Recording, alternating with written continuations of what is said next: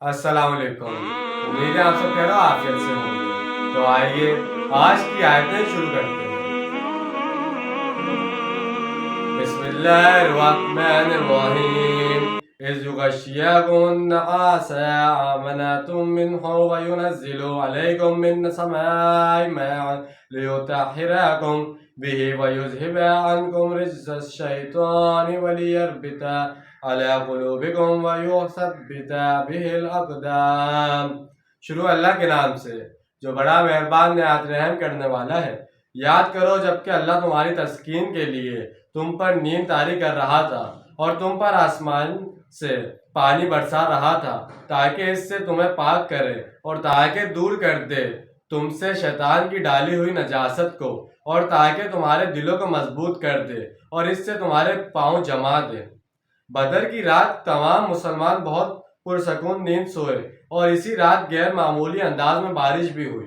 مسلمانوں کی یہ پرسکون نیند اور بارش کا نزول گویا دو معجزے تھے جن کا ظہور مسلمانوں کی خاص مدد کے لیے عمل میں آیا۔ یہ معجزات اس انداز میں ظہور پذیر نہیں ہوئے تھے کہ رسول اللہ صلی اللہ علیہ وسلم نے باقاعدہ ان کے بارے میں اعلان فرمایا ہو، یا یہ کہ یہ بالکل خرق عادت واقعات ہو، بلکہ یہ معجزات اس انداز میں تھے کہ اس وقت ان دونوں واقعات سے مسلمانوں کو غیر معمولی طور پر مدد ملی، اور اس لیے بھی تھی کہ اسی چیز محفل اتفاق سے ظہور پذیر نہیں ہوتی۔ حقیقت میں غزوہ بدر کا یہ معاملہ مسلمانوں کے لیے بہت سخت تھا، جس کی وجہ سے ہر شخص کے لیے بظاہر فکر مندی، تشویش اور اندیشہ دور دراز کی انتہا ہونی چاہیے تھی کہ کل جو کچھ ہونے جا رہا ہے اس میں زندہ بھی بچ پاؤں گا یا نہیں، مگر عملی طور پر یہ معاملہ اس کے بالکل برعکس ہوا۔ مسلمان رات کو آرام و سکون کی نیند سوئے اور صبح بالکل تازہ دم اور چوک و چوبند ہو کر اٹھے۔ اسی طرح اس رات جو بارش ہوئی وہ بھی مسلمانوں کے لیے اللہ کی تائید و نصرت ثابت ہوئی۔ اس بارش سے دوسرے فوائد کے علاوہ مسلمانوں کو ایک یہ سہولت بھی میسر آ گئی کہ جن لوگوں کو غسل کی حاجت تھی انہیں غسل کا موقع مل گیا۔ اس بارش میں مسلمانوں کے لیے اطمینان قلوب کا ایک پہلو یہ بھی تھا کہ انہیں اس خشک صحرا کے اندر پانی کا وافر ذخیرہ مل گیا، ورنہ لشکر قریش پہلے آ کر پانی کی تالاب پر قبضہ کر چکا تھا اور مسلمان اس سے محروم ہو چکے تھے۔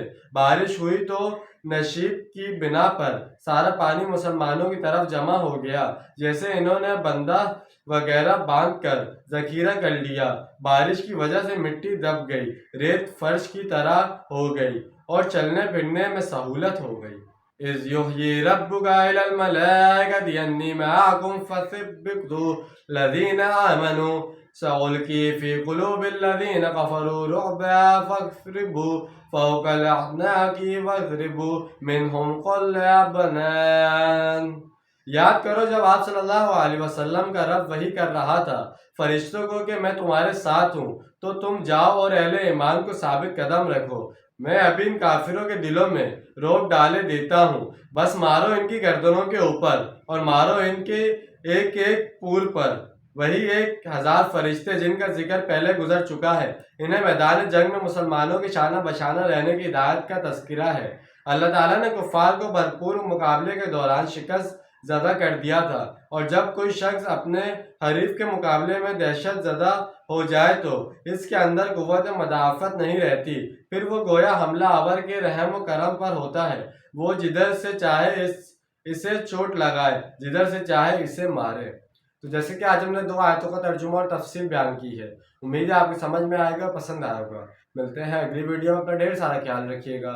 جب تک کے لیے اللہ حافظ، فی امان اللہ۔